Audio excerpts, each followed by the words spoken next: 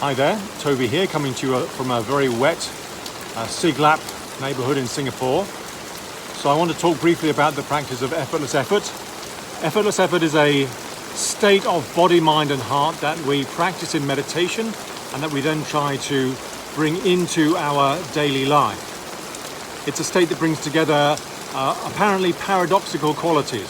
So effort and effortlessness, dynamic action and calm, being and doing, sleeping and waking on a slightly deeper level. So one analogy that you could think about with this is effortless effort is like moving water, a state of body, mind and heart that is like moving water that is still water that is moving. So it contains the state of calmness, stillness and presence of a pond, whilst at the same time containing the activity of a fast-moving river. So the idea behind cultivating this state is that we become very resilient in life. Everything becomes workable.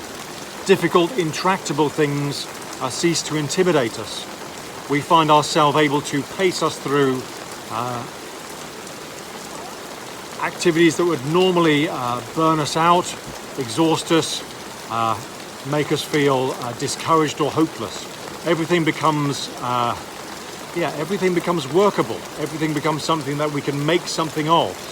So we develop a tremendous confidence in life through our practice of effortless effort, because we know that whatever life throws at us, even if it's not easy, even if it's the opposite of what we initially wanted, we know how to make something of it.